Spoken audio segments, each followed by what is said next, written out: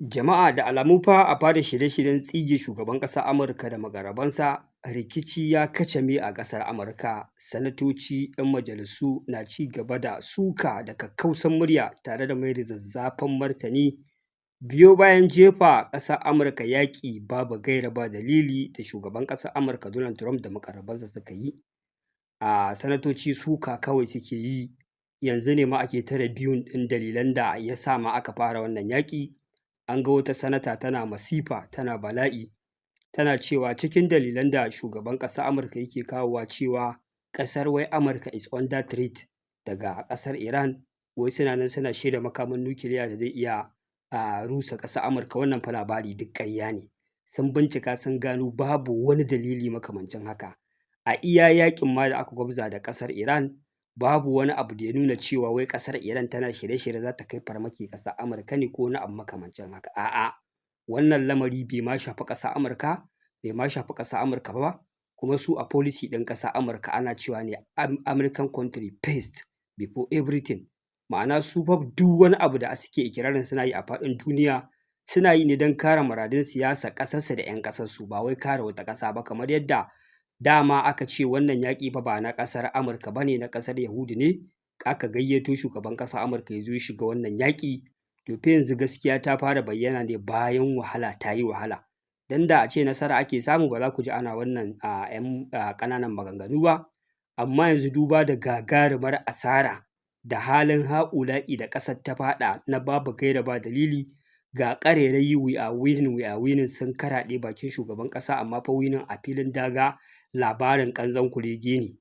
Jama'a wani abu jiya ya faru a ƙasar Amurka da ina ganin yau ne ma mahukuntan ƙasar Amurka za su diramma shugaban ƙasa da muƙarrabansa, wanda shi fa shugaban ƙasa ya rikita duniya, ya rikirkita ƙasar Amurka, ya jefa su cikin bala'i da ƙunci da halin ha'ula'i, ba ma tare da ya san shi ya aikata hakan ba. Shi a tunanin shi nan yana ƙuntata ma ƙasar Iran ne. Babbar magana kenan. An je an jibge sojoji a ƙasar Iran, ana musu naval blockade, wai babu shiga babu fita, sai tattalin arziki ya karye, wai suna asarar biliyan 500 a kullum. Saboda tsabar rashin hikima da rashin dabara, shi kuma naval blockade ɗin ƙasar Iran na tare Strait of Hormuz, jefa duniya da ya cikin tsananin tsadar rayuwa ya ma wuce hankali. To naval blockade ya fara aiki a ƙasar Amurka. Yanzu ne naval blockade ya fara aiki a ƙasar Amurka, ba a ƙasar Iran ba. Kamfanin jirgin sama na Spirit Airline mallakin ƙasar Amurka a jiya ya sanar da rufe wannan kamfani. Kamfani da yake da ma'aikata kimanin 17,000. Yana safarar jirage, yana safarar tashi da sauka a ƙasashen duniya, wato Spirit Airline ya rufe kamfaninsa sakamakon tsadar man jirgin sama. Babbar magana kenan. Sakamakon tsadar man jirgin sama da wannan yaƙi da Donald Trump ya jefa duniya a ciki. Wato a ƙasar Amurka an fara samun rufewar kamfanoni sakamakon yaƙin ƙasar Iran da shugaban ƙasar Amurka Donald Trump ya fara. Wato ma'ana maimakon naval blockade ya sa wasu kamfanoni a ƙasar Iran a fara rufe su, a shiga bala'i da masifa, ƙasa ta fara panicking a tarwatse, mutane su fara bore saboda yaƙi ya fara janyo sun fara zama marasa aikin yi, jobless. To wannan fa bai fara faruwa ko ina ba, sai ya faru a ƙasar Amurka. To dai tun da wannan kamfani ya sanar da a dakatar da tashi da saukar jiragen sama, ba a ƙara ganin oga fa ya yi posting a shafinsa ba. Amma posting ɗin safe daban, na rana daban, na anjima daban, na izgilanci da tsokana. Amma jama'a tun da wannan abu ya faru a ƙasar Amurka, jama'a shiru ake ji, oga fa kwata-kwata ya ma rasa bakin magana. Domin al'ummar ƙasa dai yanzu a maganar shafukan sada zumunta suna nan suna jefa ƙalubale, suna ta rubuce-rubuce suna ƙalubalantarsa. Ana so ma ya fito dai ƙarin bayani. Yaya ka je ka ce ka yi naval blockade a ƙasa na karya tattalin arzikin wata ƙasa, amma mu al'ummar ƙasarmu ne suke shiga cikin wani yanayi na musamman irin haka. Ina jin wannan lamari ya ɗauki tsawon shekaru irin haka ba ta faru a ƙasar Amurka ba. A ce kamfanin jirgin sama, ɗaya daga cikin wanda al'umma suke jin daɗin mu'amala da shi, wannan kamfani ya durƙushe, ya shiga cikin ƙangi na bashi. Wato tattalin arzikin wannan kamfani ya rushe. Rana ɗaya kawai sun fito sun ayyana cewa fa wai sun yi shutting down, sun dakatar da tashi da saukar jiragen sama. Yanzu ma'aikatansu guda 17,000 sun zama jobless, ba su da aiki. Sakamakon me? sakamakon tsadar farashin man jirgin sama. Me dalili? Yaƙin ƙasar Iran. Kenan yanzu a ina Naval Blockade yake aiki? A ƙasar Amurka. To wannan fa kamfani guda ɗaya kenan, kafin a fara jin sauran kamfanoni su ma sun zo sun fara bayyana tasu matsayar da kuma kasa ci gaba da tafiyar da ayyuka a dalilin tsadar man jirgin sama. Wannan lamari ba ma iya ƙasar Amurka kaɗai ya shafa ba, ya shafi wasu ƙasashe daban-daban. Su ko ƙasar China tuni a wannan karo suka ƙara nuna izza da power su, wanda baya ga shugaban ƙasar Amurka ya gagara cimma abubuwan da yake so, sai ya dawo da takunkumin da ya sa ma ƙasar Iran na sai da ɗanyen man fetur a ƙasashen duniya, wanda ya ce dukkan ƙasar da ta ci gaba da siyan mai a hannun ƙasar Iran, ita ma za a sa mata takunkumi. Ai sai ƙasar China ta fito gaba ta ce to wannan doka fa idan ma tana aiki ko barazana to ba za ta aiki a ƙasar China ba. Ƙasar China za ta ci gaba da siyan man fetur ɗin ƙasar Iran. Wato a nan ƙasar China ta ƙara nuna solidarity, ta ƙara nuna ana tare, ta ƙara nuna a wannan yaƙi ba za mu taɓa barin ku a baya ba. Ƙasar Iran da ƙasar China ita ce ƙasa ta ɗaya da ta fi kowa siyan man fetur ɗin ƙasar Iran a duniya. Dalili kuma da yasa take siya, saboda kada a bari tattalin arzikin ƙasar Iran ya karye. Idan ya zama da cewa yanzu an daina siyan man fetur ɗin ƙasar Iran, tattalin arzikin ƙasar Iran zai iya yin ƙasa, sakamakon shi ne abin da ta dogara da shi a tattalin arziki, man fetur.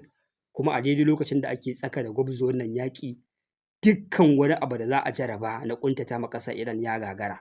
Yanzu abin da ya rage kenan a ƙara jarabawa, shi ne a dakatar da siyan man fetur ɗinta, wanda da an cire saboda wahala da ake sha a duniya na wahalar man fetur ɗin. Amma yanzu ƙasar Amurka da ta kasa karya gaɓa, ta ƙuntata, ta yi dukkan abin da za ta iya yi ta kawo Iran kan tebur, Iran ta ƙasƙanta, ta zo ta gurfana, ta zo ta miƙa wuya a yarjejeniyar da ita za a zalunta ta ƙi. To shi ne fa aka ƙara dawowa kan dai maganar man fetur, wanda ƙasar China ta ce ina, ai babu wannan magana. Ita dai a matsayinta na ƙasar China, adadin man da take ci gaba da siya a ƙasar Amurka, a ƙasar Iran, za fa ta ci gaba da siya. Ma'ana ta yi saving ɗin ƙasar Iran daga wannan attack ɗin na ɓangaren man fetur da ƙasar Amurka take ƙoƙarin yi. A nan gaskiya na jinjina ma ƙasar China, ta nuna ana tare, ba ta zama ɗaya daga cikin allies ɗin da idan tsanani ya tsanani za ta yi falikin ko ta ruɗe ba. Ƙasar Amurka za ta sa sanction akan wasu kamfanoni na mai na ƙasar China idan suka ci gaba da siyan wannan mai a ƙasar Iran. Amma ƙasar China ta ce ta ji ta gani, sai dai a saka, saboda ita policy ɗin ƙasarta ko muradan ƙasarta babu wata ƙasa da za ta iya mata katsalandan ko wata barazana da wani abu da ake kira sanction ta dakatar da ita. Saboda haka wannan gaba ta sanction akan mai don a karya tattalin arzikin ƙasar Iran ba fa za ta yi aiki ba. Gaba ta biyu kenan. Gaba ta uku, maganar Strait of Hormuz, ana fa ci gaba da tara ma ƙasar Iran kuɗi. Hallau dai mutane sun yi watsi da maganar ƙasar Amurka, sun yi kunnen uwar shegu da barazana na shiririta da bankaura da suke musu. Kun zo kun yi naval blockade a port ɗin ƙasar Iran. Iran ta tare Strait of Hormuz, ta hana mutane wucewa. Ƙasashen mutane sai shiga cikin ƙunci da halin ha'ula'i suke yi sakamakon rashin man fetur. Gashi ku kanku ƙasarku kamfanin jirgi guda ya rufe, ya kori ma'aikata 17,000, ya mai da su marasa aikin yi sakamakon ƙarancin man jirgin sama. Su ko mutane wai jira suke wai sai ran da ƙasar wai Amurka ta gama wannan yaƙi, sannan wai Strait of Hormuz ta buɗe, kamfanonin su ci gaba da functioning. To su ba ma su kai ƙasar Amurka ƙarfi ba, ƙasar Amurka irin haka ya same su sakamakon tare wannan hanya, ina kuma ga su. Tuntuni suka ci gaba da biyan fa a harajin da ƙasar Iran ta sa musu na dala miliyan 2 suna wucewa. To yanzu ƙasar Amurka su ma ta musu barazana da cewa duk ƙasar da ta kuskura ta ci gaba da biyan haraji tana wucewa ta Strait of Hormuz, ita ma ƙasar Amurka za ta sa mata sanction. Jama'a ku ji wani irin yanayi da ƙasar Amurka take jefa mutane. Wato ma'ana dai ruwa ya ƙare ma ɗan kada. Ƙasar Amurka kawai bayan ta nakasa kanta, ta nakasa al'ummar duniya, yanzu ba kowa bane a gabanta illa kawai ta cika muradun ƙasar Yahudu. Ko ma waye zai rasa komai ba ta damu ba, ko da ko a ce ƙasar ta ce. Tunda kuka ga har a cikin ƙasar ta an fara, mutane sun fara rasa aikin yi, ba ta ɗauki mataki ba, to ita burin ta sai ta karya Iran ta yadda dole sai ta zama ƙarƙashin ƙasar Yahudu. Jama'a ku kalli wani irin tsari da wannan ƙasa a yanzu, ko kuma a ce shugaban ƙasa ya kawo ya saka, wanda wannan lamari tun yana ba mutane mamaki, ya fara daina ba su mamaki. Tunda ana ganin ƙasar Amerika saboda tsananin wayanta da hikimarta, ko me zai faru ba za ta bari ƙasarta ta karye ba akan wata ƙasa. To gashi haka ya fara faruwa. A don haka su kansu al'ummar mutanen duniya sun ci gaba da yin kunnen uwar shegu, ba maganar sanction za ku sa mana ba, ko me za ku sa sai dai ku saka, amma ba za mu biya wannan kuɗi mu wuce domin mu ɗan samu sauƙi da raɗaɗin halin da naval blockade ɗin ƙasar Iran na Strait of Hormuz ya jefa ƙasashenmu.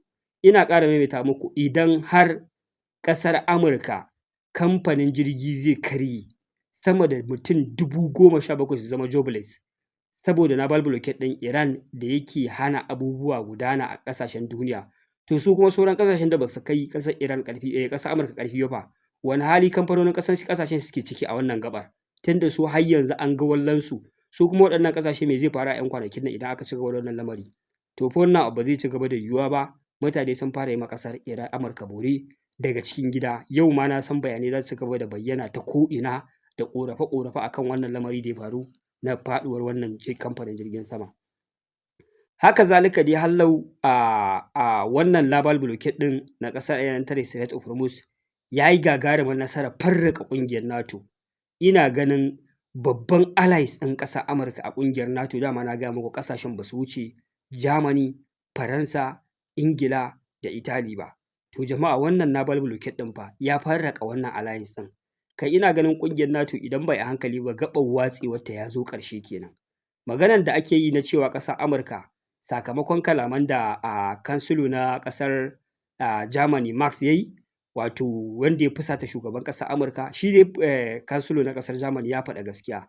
Ya ce shi gani yake yi ƙasar Amurka ba ta taɓa kunyata ko an yi humiliating ɗinta a idon duniya ba kamar a wannan yaƙi da take yi a ƙasar Iran, tun daga yadda aka zo a teburin tattaunawa ƙasar Iran ta nuna isa da ikonta, ta nuna ba ma ta jin tsoron ƙasar Amurka.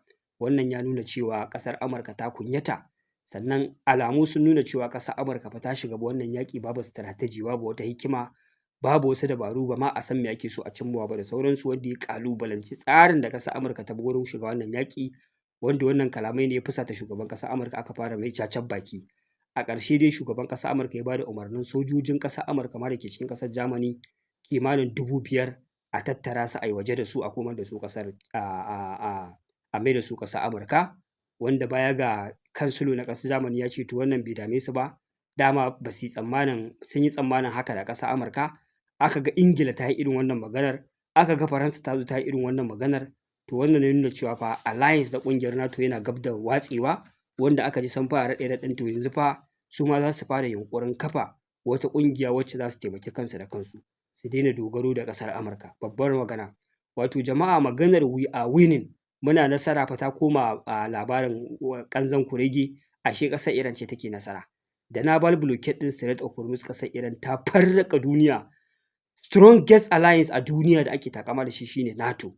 Waɗannan ƙasashe ana mugun jin tsoron haɗakarsu, Amerika, Faransa, Ingila, Germany, Italy da dai sauran ƙasashen da ke ƙungiyar NATO, amma ana magana ƙungiyar NATO ba waɗannan manyan ƙasashen ake magana, sauran duk karira ne.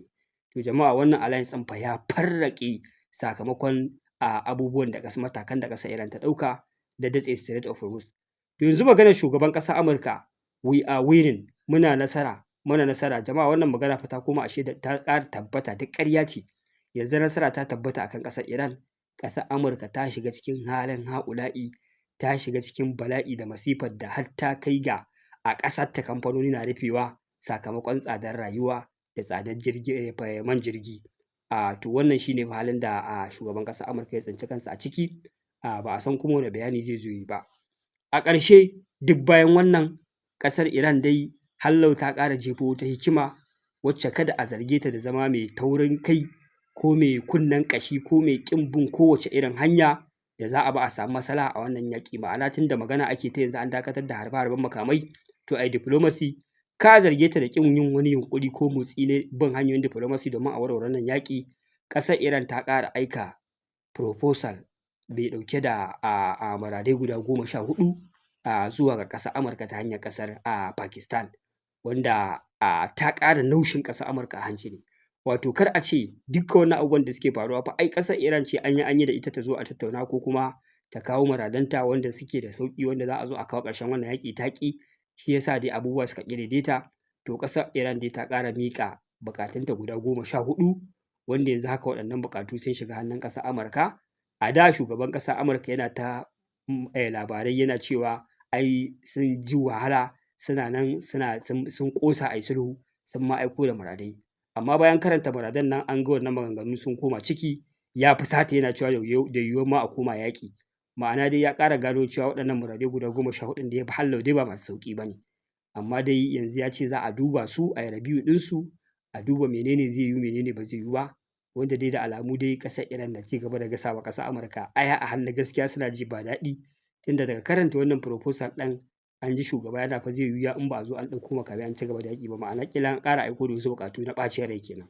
To amma dai an ce za a duba yiwuwarsu, idan an duba an ga masu sauƙi ne za a yi, idan an ga ba masu sauƙi ba ne kuma za a yi watsi da su, a ci gaba da neman wata hanya dai ta diflomasi da za a iya kawo ƙarshen wannan yaƙi.